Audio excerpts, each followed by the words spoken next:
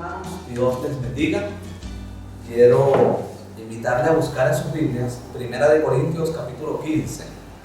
Dice: además os declaro, hermanos, el evangelio que os he predicado, el cual también recibisteis, en el cual también perseveráis, por el cual asimismo, si retenéis la palabra que os he predicado, sois salvos, si no creísteis en vano. Porque primeramente os he enseñado lo que asimismo recibí, que Cristo murió por nuestros pecados conforme a las Escrituras, y que fue sepultado, y que resucitó al tercer día conforme a las Escrituras, y que apareció a Cefas y después a los 12. Después apareció a más de 500 hermanos a la vez, de los cuales muchos viven aún y otros ya duermen. Después apareció a Jacob, después a todos los apóstoles, y al último de todos, como a un abortivo, me apareció a mí. Hoy estamos reunidos para participar de la Cena del Señor, de los símbolos de lo que el Señor Jesús dejó como una institución para su iglesia, para que lo hiciésemos. El Señor Jesús no dice cuántos días al mes, o cuántos días a la semana, o cuánto tiempo durante el año debe hacerse. Simplemente se debe hacer cuando la iglesia considere que debe hacerse. Nosotros, como ya se aproxima el primer domingo, mejor dicho, como ya es el primer domingo de la semana, que es nuestra costumbre de hacerlo, vamos a participar hoy de estos símbolos de la Cena del Señor. El vino, que representa la justicia del Señor Jesús, y el pan, que representa la salvación o el sacrificio que el Señor Jesús hizo, poniendo su cuerpo allí en la cruz del Calvario para ser molido, destruido por cada uno de los pecadores, por cada uno de nosotros. Y decimos que conmemoramos, porque no es que celebramos la muerte del Señor, sino que conmemoramos, pero sí celebramos la resurrección del Señor Jesús, tal como acá dice. Si algo ha causado mucho revuelo a nivel bíblico, ha sido la resurrección para muchas personas que no creen en la resurrección. Sin embargo, la resurrección del Señor Jesús es básicamente, o mejor dicho, como fundamento principal, el clímax de todo. Cualquiera pudo haber muerto como el Señor Jesús lo hizo, pero no cualquiera podía resucitar como el Señor Jesús resucitó, porque todos los que resucitaron volvieron a morir. Sin embargo, el Señor Jesús resucitó para no volver a ver más muerte. Resucitó para estar ahora sentado a la diestra del Padre. Y de allí, como dice la Escritura, intercede por cada uno de nosotros desde ese lugar. Intercede como un buen abogado, y es lo que vamos a hacer. Si ustedes están en sus casas y pueden compartir los elementos o los símbolos, les invito a poder hacerlo. Puede ser como una galleta soda, un pedacito de pan, cualquier cosa que tengan allí a la mano, y un poquito de jugo. Si no tienen nada, pueden usar incluso agua para hacer lo que vamos a hacer en esta mañana, que es conmemorar el sacrificio del Señor Jesús en la cruz del Calvario. Oramos. Padre, en el nombre de Jesús, te damos, Señor, las gracias por ese sacrificio, por lo que tú hiciste en la cruz del Calvario por cada uno de nosotros, dando tu vida, poniendo allí tu vida, tu cuerpo, Señor, y toda tu carne allí, para ser básicamente despedazada por los soldados romanos y por todas las personas que también te injuriaban y decían cualquier cantidad de blasfemias contra ti. Gracias por ese sacrificio hecho por cada uno de nosotros, y gracias, Señor, por haber soportado tanto, Señor, por todo lo que hiciste por nosotros, Señor. Y gracias ante todas las cosas, Señor, por haber resucitado. Sabemos, Señor, que el resucitar fue el acto cumbre de todo el sacrificio en la cruz del Calvario. Y ahora que vamos a participar de este pan, símbolo de lo que es tu cuerpo, no es que sea tu cuerpo literalmente, sino el símbolo de tu cuerpo, Señor, te damos las gracias. Podemos participar del pan.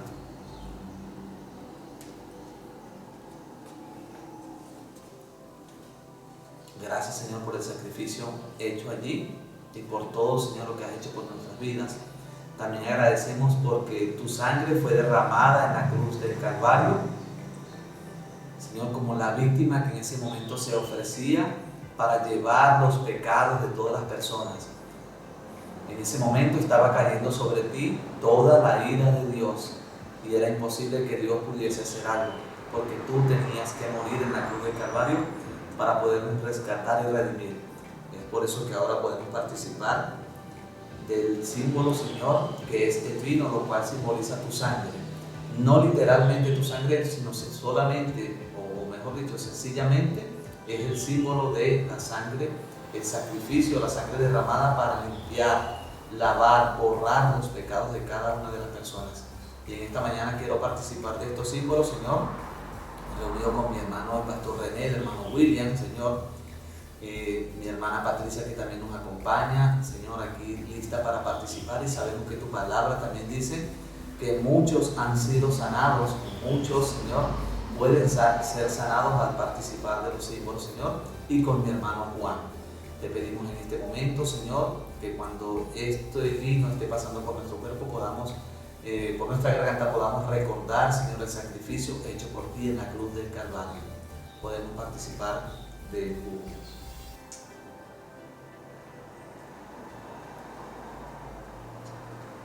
Gracias, Señor. Gracias por haber sido un Dios que nos ha tomado en cuenta para salvación. Gracias por ese precioso regalo de la salvación, Señor. Y gracias por poder participar aquí en mucha sencillez y humildad delante de ti de estos símbolos, Señor, que representan el sacrificio hecho por ti, Señor, en la cruz del Calvario para salvarnos, para redimirnos de todo pecado. Quiero pedirte en este momento, Señor, muy especial, por mi hermana Patricia, Señor. Tú sabes lo que hay en ella, en su cuerpo, Señor. Yo obviamente no sé nada de medicina, pero tú eres el médico por excelencia y conoces cada milímetro de su organismo, Señor. Queremos pedirte que puedas, Señor, glorificarte en la vida de ella, Señor. Pasar tu mano sanadora, Señor, por su cuerpo y darle salud y vida, Señor, conforme sea tu voluntad. Ayúdale, Señor, a seguir adelante en medio de esta difícil situación de salud por la que está pasando. En el nombre de Jesús. Amén. Dios les bendiga, hermanos, Dios les guarde, y pasamos con la prédica seguidamente. Bendiciones.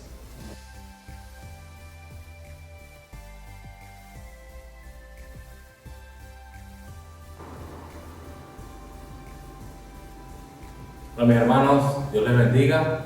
Qué bendición poder ministrar el día de hoy la palabra del Señor. Gracias al pastor Iván por la administración de la cena. Y bueno, vamos a empezar el día de hoy dándole gracias al Señor por este día y que podemos continuar ministrando su palabra. Vamos a orar. Padre, en el nombre de Jesús, te damos las gracias porque hoy podemos ministrar, Señor, un día más tu palabra, Señor, conocer un día más, Señor, conocerte a ti, Señor, y todo lo que tú has hecho, Señor. Padre, en el nombre de Jesús, Señor, sé tu Espíritu Santo tocando nuestros corazones, Señor, abriendo, Señor, nuestros oídos espirituales, Señor, y también, Señor, dándonos convencimiento, Señor, acerca de tu palabra. En el nombre de Cristo Jesús. Amén. Bueno, mis hermanos, continuamos aquí con el libro de los Hechos. La semana antepasada el pastor Iván habló acerca de cómo Pablo, Timoteo, que se les unía al equipo ministerial, estaban en Filipo, estaba Pablo, Silas, se les unía al grupo misionero Timoteo, y estaba también el hermano Lucas, quien es el escritor del libro de los Hechos.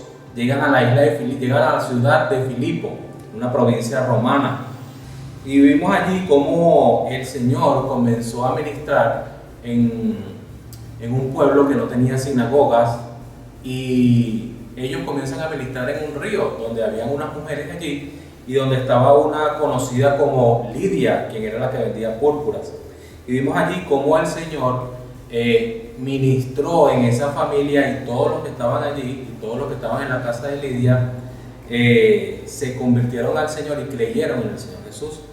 Ahora bien, vamos a leer a partir del versículo 16, nos quedamos en el mismo capítulo 16 para continuar, y dice la palabra del Señor. Vamos a leer nada más del versículo 16 al 17. Dice: aconteció que mientras íbamos a la oración, nos salió al encuentro una muchacha que tenía un espíritu de adivinación, la cual daba gran ganancia a sus amos, adivinando. Esta, siguiendo a Pablo y a nosotros, daba voces diciendo: estos hombres son siervos del Dios Altísimo, quienes os anuncian el camino de salvación. Vemos que ellos continúan allí, ¿no?, en Filipo, ministrando la palabra del Señor, y en estos primeros versículos nos dice que había una muchacha que estaba endemoniada, que era lo que hoy conocemos, quizás no la prostituían, pero allí estaba lo que era una trata de blancas, ya que había unas personas quienes se aprovechaban del trabajo de esta persona o el sacrificio del demonio que estaba dentro de la muchacha. Ellos obtenían riqueza, obtenían dinero, ¿no? Ellos se aprovechaban de esta situación. Vemos también que ella expresó siervos del Dios Altísimo, que en hebreo quiere decir, se pronuncia el Elión, que esto significa el Dios absoluto, el Dios soberano, el soberano Dios.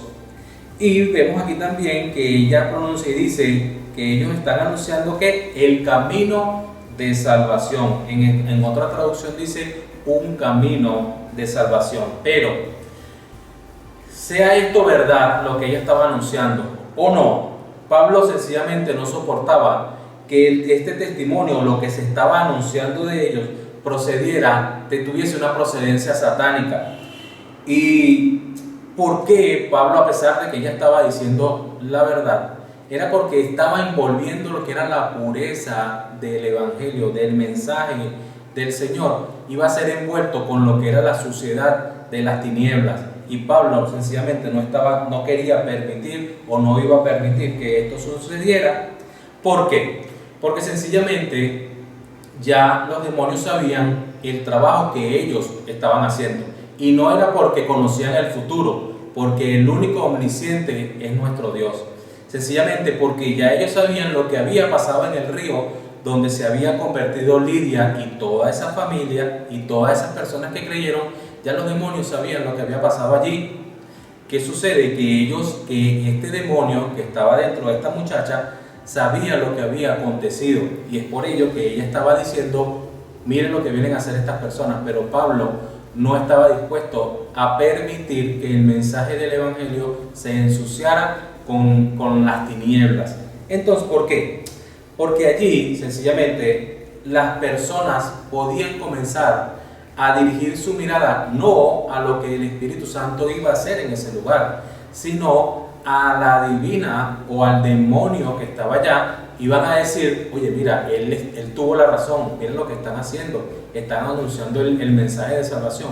Y no iban a poner su mirada en Dios, sino iban a poner su mirada al demonio que estaba allí dentro de la muchacha. Versículo 18, y dice: y esto lo hacía por muchos días. Mas, desagradando a Pablo, este se volvió y dijo al espíritu: te mando en el nombre de Jesucristo que salgas de ella. Y salió en aquella misma hora. Vemos aquí que la palabra nos dice que muchos días ellos estuvieron en Filipo. De allí entonces podemos darnos cuenta de que allí es que comienza y nace la iglesia de Filipo, que después vamos a ver luego cómo Pablo dirige una carta a los filipenses. También vemos algo interesante, que con la autoridad que tenía Pablo, la autoridad apostólica, él dio la orden e inmediatamente salió de la muchacha. Y esta autoridad únicamente la tenían los apóstoles. ¿Por qué? Vamos a Marcos 3, versículo 13.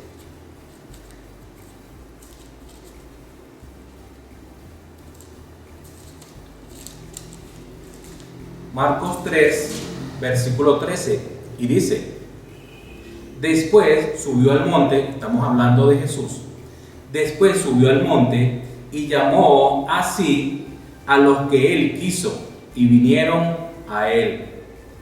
Estableció a 12 para que estuviesen con él y pasaran y para enviarlos a predicar. Versículo 15, y dice: y que tuviesen autoridad estos que él estaba escogiendo, estos 12, y tuviesen autoridad para sanar enfermedades y para echar fuera demonios. Aquí vemos que Jesús le entrega la autoridad a los apóstoles para que lo hicieran. ¿Por qué? Porque sabía que el Espíritu Santo, una vez que él ascendiera y descendiera el Espíritu Santo, ellos iban a comenzar a hacer el mismo trabajo que había hecho Jesús, y era para que se mostrara en ellos el poder que tenía el Espíritu Santo. Algo que tenemos que entender es que Jesús es la base fundamental. ¿Y que eran los apóstoles? Que ellos iban a continuar el trabajo de Jesús. Ellos eran las columnas donde se iban, el cimiento es Jesús, y ellos eran las columnas donde se iba a establecer todo lo que era el Evangelio. Vemos el versículo 19, dice: pero viendo sus amos que había salido la esperanza de su ganancia, es decir, se les fue la papita, se les acabó la papa pelada, se les acabó el ganso de los huevitos de oro, ¿no? Prendieron a Pablo y a Silas y lo trajeron al foro ante las autoridades, y presentándolo a los magistrados dijeron: estos hombres, siendo judíos, alborotan nuestra ciudad y enseñan costumbres que no nos es lícito recibir ni hacer, pues somos romanos. Algo que tenemos que recordar aquí: en el grupo misionero habían 4 personas. Estaba Pablo, Silas, Timoteo y Lucas. Únicamente apresaron a 2, Pablo y Silas, y es de preguntarnos por qué y qué pasó con Timoteo y Lucas. Sencillamente era porque se estaba mostrando lo que hoy en día todavía existe, que es el antisemitismo. Estaba la persecución a los judíos. Había un decreto que lo había hecho el emperador Claudio, donde decía que en todas las provincias de Roma, y sabemos que allí donde ellos estaban, en Filipo, era una provincia romana, todo judío tenía que salir de allí. No se permitía a ningún judío que estuviera allí, ni pasase, ni nada. Tenían que salir, los que vivían allí, tenían que salir inmediatamente. Pero ¿por qué Timoteo y por qué Lucas no los apresan? Lucas era un gentil y Timoteo era medio gentil y medio judío, y por tal razón a ellos los dejan. En cambio, a los otros 2 judíos los apresaron. ¿Por qué los apresan? ¿O cuál era la acusación? Lo vemos en el versículo 21. ¿Por qué lo acusaban? Dicen: porque enseñan costumbres que no nos es lícito recibir ni hacer, pues somos romanos.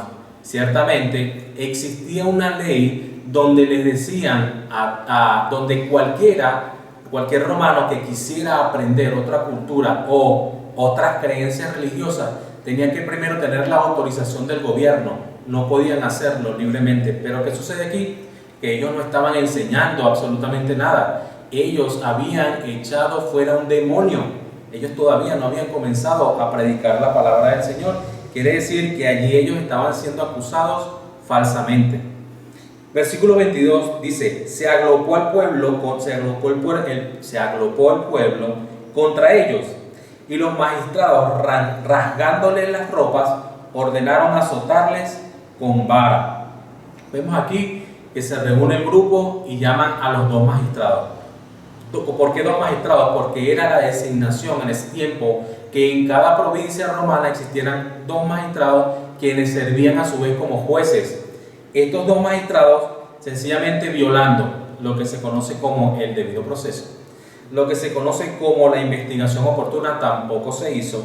No se hizo una audiencia justa y no hubo oportunidad, o lo que se conoce como la legítima defensa. Sencillamente ellos tomaron de una vez y lo sentenciaron. Lo sentenciaron ¿a qué? A unos azotes. Parecido a algo con lo que pasó con el Señor Jesús, que al Señor Jesús también se le hizo lo mismo. No hubo un juicio justo, el juicio se hizo en medianoche cuando estaba prohibido, y sencillamente las autoridades que estaban allí hicieron un mal proceso judicial. Que vemos aquí también que fue una de las 3 veces que se entiende que a Pablo fue azotado. Las otras 2 veces no se sabe cuándo fue, o no lo dice la Biblia cuándo fue, pero aquí es una de esas 3 veces. ¿Qué nos dice ahora el versículo 23? Después de haberles azotado mucho, recordemos que los romanos no tenían piedad. Cuando era castigo, era castigo. Ellos no tenían piedad absolutamente con nadie, mucho menos con un judío. Ellos todo el peso se lo afincaban a ellos. Entonces, ¿qué vemos? Después de haberlo azotado mucho, les echaron a la cárcel y mandaron al carcelero a que los guardase con seguridad. Algo que recibió el carcelero, ¿qué fue? fue un mandato, fue una orden, lo que pudiéramos llamar en el ámbito penal hoy día. Le mandaron un acta de encarcelamiento. A ellos le dieron un acta donde le decían que estas personas eran detenidas, pero en esa acta que recibe, o el mandato que recibe este carcelero, en ese tiempo tenían que ser cuidados hasta con su propia vida. El carcelero tenía que dar su vida para que estos prisioneros no escapasen. Si ellos escapaban, el carcelero iba a ser muerto por parte de las autoridades, pero no iba a ser una muerte sencilla, sino iba a ser una muerte muy dolorosa como castigo, porque sus presos, o la orden que se le había dado de cuidar y guardar a los presos, él no la había cumplido. Vemos al versículo 24, el cual, recibido este mandato, los metió en el calabozo de más adentro y les aseguró los pies con un cepo. Es decir, lo colocaron, como podemos llamar nosotros en estos días, lo metieron en una celda de máxima seguridad. Además de ello, amarraron sus manos con grilletes y sus pies con cepo, pero no era que estaban parados normal. Ese cepo era una medida de tortura, que sus pies eran abiertos hasta donde se pudiera, y eso causaba en el preso o en el detenido, causaba grandes dolores o gran calambre en sus piernas. ¿Para qué? Para evitar que ellos escapasen. Versículo 25. Imagínense cómo estaban estos dos hombres, la posición en que estaban y ese dolor que ellos estaban sufriendo en este momento. Pero vemos que en el versículo 25, pero a medianoche, miren cómo es lo que estaban haciendo ellos. Orando, Pablo y Silas cantaban himnos a Dios y los presos los oían. Entonces sobrevino de repente un gran terremoto, de tal manera que los cimientos de la cárcel se sacudían, y al instante se abrieron todas las puertas y las cadenas de todos se soltaron. Imagínense estos hombres con ese dolor, con esos calambres que seguramente les dieron. Esos hombres encadenados en la cárcel, en un lugar donde posiblemente no había luz, no había antorchas, en el lugar más oscuro de la prisión. Y estos hombres sencillamente estaban cantando y adorando a Dios. Estos hombres no se estaban lamentando, estos hombres no estaban llorando, estos hombres no se estaban quejando por su situación. Estos hombres estaban adorando y cantándole himnos al Señor. Imagínense ustedes ese momento, oye, cuando está en la plena adoración, y la gente que pudiera haber dicho, los presos que estaban con él, oye, ¿cómo en este momento, en vez de quejarte, en vez de llorar, sencillamente estás adorando a Dios? Eso debe haber sido un momento, oye, glorioso y de testimonio para todos los que estaban allí. Ya vamos a ver por qué. Dice que entonces sobrevino de repente un gran terremoto, de tal manera que los cimientos se abrieron, los cimientos se sacudieron, y al instante se abrieron todas las puertas y las cadenas de todos se soltaron. Es decir, allí Dios los libertó. Dios fue el que abrió las puertas de la cárcel. No la abrió ningún hombre, no la abrió ningún carcelero, sino fue el mismo Dios quien abrió las puertas. Y fue Dios quien les quitó los grilletes y los cepos a los que estaban allí presos. Versículo 27. Despertando el carcelero y viendo abiertas las puertas de la cárcel, sacó la espada y se iba a matar, pensando que los presos habían huido. Mas Pablo clamó a gran voz, diciendo: no te hagas ningún mal, pues todos estamos aquí. Imagínense el desespero de este hombre al ver que todas las celdas estaban abiertas y pensar que todos los presos se habían ido. En este caso, Pablo y Silas, quien fue el que recibió el mandato directo. No le quedaba más que suicidarse. Él sabía lo que le sucedería cuando se enteraran las autoridades que la orden que se le había dado, sencillamente él no la había cumplido. Pero ¿qué hizo Pablo? Le dice, no lo hagas, todos estamos aquí. Quizás las palabras quizás los cantos que hacía Pablo y Silas, las oraciones que ellos hacían, como dice la palabra, muchos de los que estaban ahí, muchos de los presos lo escuchaban. Y eso sencillamente pudo persuadir, y seguramente lo hizo, a cada uno de los presos que estaban allí para que ninguno se fuera. La autoridad que tenían estos dos hombres de su testimonio, de creer en el Señor y de que estaban pasando por tanta dificultad, les permitió tener la autoridad suficiente y decirle a los demás presos, no se vayan, quédense aquí.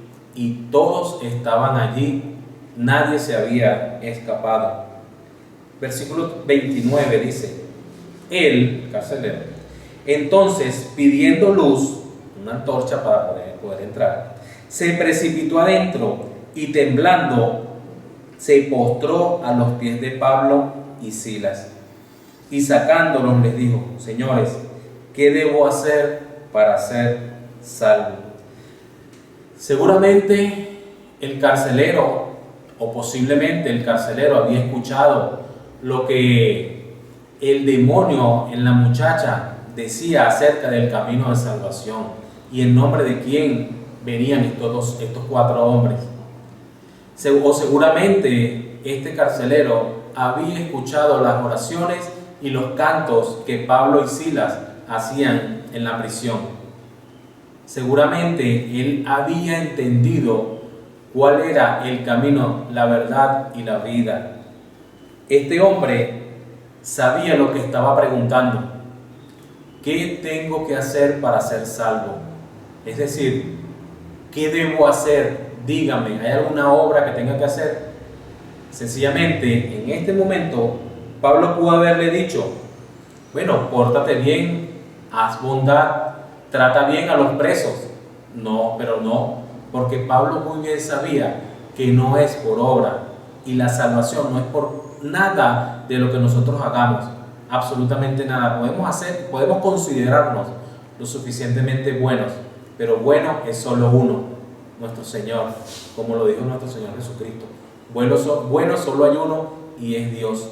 Nosotros no somos nada bueno. Vemos que le dice Pablo, ellos le dijeron, 31, cree en el Señor Jesucristo y serás salvo tú y tu casa. Le está diciendo que la salvación es solo por creer en nuestro Señor Jesucristo. No es por nada de lo que nosotros hagamos o hayamos hecho. Y algo también que tenemos que tomar en cuenta es que la salvación es personal. Este texto bíblico, lamentablemente, muchos hermanos piensan que es una promesa y que todos, cuando cree uno, todos en la familia también van a ser salvos o son ya salvos. Permítame decirles que no, que esto fue una promesa única y exclusivamente para el carcelero de Filipo. ¿Qué sucede? Que la salvación no se hereda. El hecho de que el padre o la madre hayan creído en el Señor no es que todos se van a convertir al Señor. Quizás eso sucede, eso es una bendición que eso pase, pero en este caso esto es una promesa directa para el carcelero de Filipo. ¿Por qué? Porque entonces, si mi mamá o mi papá fueron cristianos, entonces ya yo lo soy. ¿Por qué? Porque yo heredé la salvación. No, la salvación se obtiene a través del sacrificio que hizo Cristo Jesús en la cruz del Calvario y el arrepentimiento que cada uno tengamos de nuestros pecados. Nadie puede perdonar los pecados que yo cometí, solo el Señor. Pero nadie puede decir, yo perdono los pecados cometidos por mis hijos. No, ellos tienen que tomar su propia decisión. Mis nietos tienen que tomar la propia decisión. Mis padres tienen que tomar su propia decisión. Nuestros hermanos tienen que tomar la decisión. Nuestros cónyuges. Cada uno tiene que tomar su propia decisión.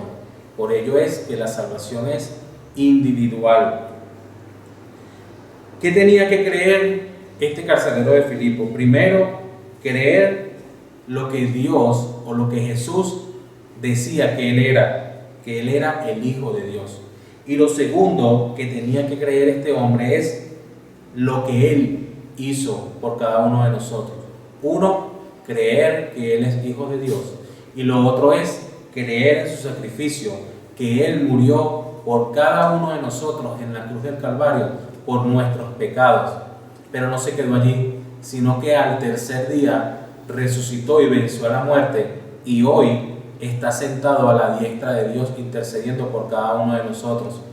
Eso es lo que ellos le están diciendo, y eso es lo que doctrinalmente sigue siendo. Juan 3:16 dice: porque de tal manera amó Dios al mundo, para que todo aquel que en Él crea no se pierda, mas tenga vida eterna. Es solo el creer en nuestro Señor Jesucristo que nos hará salvos. No tenemos que hacer absolutamente nada, porque ya Él pagó esa salvación a precio de sangre. Versículo 32 dice: y le hablaron la palabra del Señor a él y a todos los que estaban en su casa. Y él, tomándolos aquella misma hora de la noche, les lavó las heridas, y enseguida se bautizaron él con todos los suyos, y llevándolos a su casa, les puso a la mesa, y se regocijó con toda su casa de haber creído en Dios. El carcelero sencillamente los sacó de allí. Ellos comienzan a hablarle del sacrificio que hizo Jesús en la cruz del Calvario, y todos los que estaban allí tenían individualmente que creer. Si no creían, sencillamente no eran salvos. Allí se le estaba presentando el evangelio a toda esa casa, menos a los niños, porque los niños no tenían conocimiento, o no tienen conocimiento o madurez en cuanto a lo que Jesús ha hecho. Entonces, aquí se le está presentando el evangelio, eran todos los adultos que estaban en la casa de este carcelero, y lo bueno es que ellos, con amor, este carcelero comienza, amor cristiano, amor de hermandad, agarra a estos hombres y comienza a sanarle, a curarle las heridas que le hicieron con los latigazos. Además, lo invita a su casa y comienza ¿a qué? A regocijarse con ellos, porque toda su casa había creído en el Salvador, y a partir de ese momento habían pasado a formar parte de la familia de Cristo. Este, mis hermanos, es el anhelo del corazón de todos nosotros, que toda nuestra familia llegue a los pies de Cristo, que todos nuestros hijos, que nuestros cónyuges, nuestros padres, nuestros hermanos lleguen al conocimiento de Cristo. Y allí nos queda a nosotros como tarea es hablarles a ellos, oportunidad que nos den, oportunidad que tenemos de hablarles de la palabra. Pablo y Silas le hablaron y le dijeron que ellos tenían que arrepentirse de sus pecados, y cada uno de los que estaba allí asimismo lo hizo.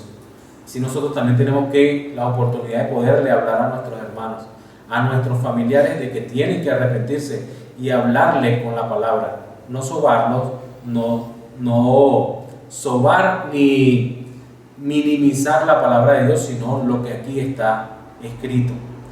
También, ¿qué nos enseña la palabra? De que con nuestro testimonio y nuestras actitudes, a pesar de que estemos pasando por problemas, a pesar de que hoy a todos nos embarga lo que es la pandemia, todo el mundo está paralizado a causa de la pandemia, este es un buen momento también para hablarle a las demás personas acerca de la palabra de Dios. Es momento también de darle testimonio a las personas que, a pesar de que estén enfermos, que aquellas personas que tienen el virus o tienen alguna patología o alguna enfermedad, tienen la oportunidad también de hablarle a otras personas acerca del amor de Cristo. Tenemos la oportunidad, mis hermanos, y aprovechémosla. Aprovechemos la oportunidad de poder hablar y ministrarle a otras personas acerca del mensaje de salvación, que hasta hoy está abierta. La palabra del Señor todavía nos da la oportunidad de hablarle a las personas, de ministrar a las personas la palabra del Señor, que el trabajo no es de nosotros, el trabajo es del Espíritu Santo. Sencillamente nosotros, nuestro trabajo es ir y predicar el Evangelio, ir y hacer discípulos. Nosotros tenemos el trabajo, la orden de hablar y expandir lo que es la palabra del Señor.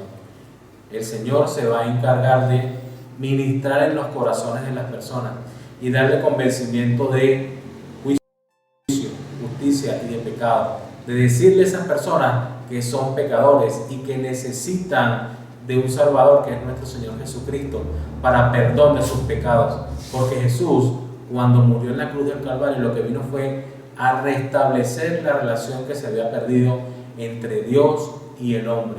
Él vino a ser ese puente que vino nuevamente a preparar el camino, a hacer el camino de salvación para cada uno de nosotros. Mis hermanos, les invito a continuar dando testimonio, a hablar de las personas, a continuar metido en la palabra del Señor, a unirse con los grupos de oración, a unirse con cada una de las actividades buscando al Señor, buscando la palabra del Señor. Aquellos hermanos que quizás, como decimos nosotros, se ha enfriado, busque a otro hermano para que hablen de la palabra del Señor y mantenga esa llama ardiente. Como decían aquellos hermanos en el camino de Emaús, no ardían nuestros corazones cuando escuchábamos estas palabras. Hermano, vuelva a la palabra, vuelva a leer la palabra del Señor para que esos corazones nuevamente ardan por nuestro Señor Jesús. Oramos. Padre, en el nombre de Jesús, te doy gracias por la oportunidad, Dios, que nos enseña, Señor, que a pesar de las dificultades, a pesar de los problemas, a pesar de lo que estemos viviendo, Señor, tenemos que ser agradecidos contigo, Dios. Darte las gracias, glorificarte, Señor, exaltar tu nombre, Padre amado, cantar alabanzas en medio de las dificultades, Señor, porque sabemos que tú eres el que nos ayuda, tú eres nuestro Dios ayudador, tú eres nuestro Dios todopoderoso, tú eres ese Dios majestuoso, Señor, ese Dios eterno que no cambia, Padre amado. Gracias, Señor, por este ejemplo que nos dieron Pablo y Silas, Señor, de que en ese momento de estar presos, Señor, y estar pasando gran calamidad, Señor, tú estabas con ellos, Señor, guardándoles, protegiéndoles, Señor, y te demostraste de esa manera, de ese temblor que le rompieron, Señor, una vez los cepos que tenían en sus pies, Señor, y en sus manos, y allí, Señor, te glorificaste, Señor, con ese ejemplo, Señor, esos testimonios de estos hombres, para que ese carcelero de Filipo y toda su familia, Señor, hayan sido salvos, Señor.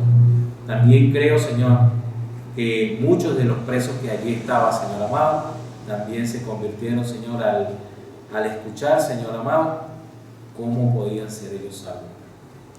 Gracias, Señor, por tu palabra, Padre amado, y ayuda, Señor, también a que nosotros, a pesar de los problemas y las dificultades, Señor, podamos glorificarte, exaltarte, orar y cantar himnos como lo hacían estos hombres, Señor.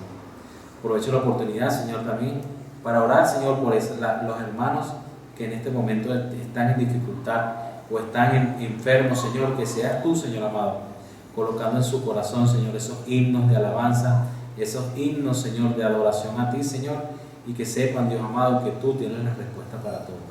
Esto te lo pido, Padre Celestial, en el nombre de Cristo Jesús. Amén. Dios les bendiga, mis hermanos. Dios les guarde. Estamos en contacto, seguimos predicando la palabra del Señor y seguimos toda la semana en oración. Estamos orando de lunes a viernes y los domingos tenemos la administración de la palabra. La palabra de Dios no se detiene. Continuamos adelante, mis hermanos. Dios les bendiga.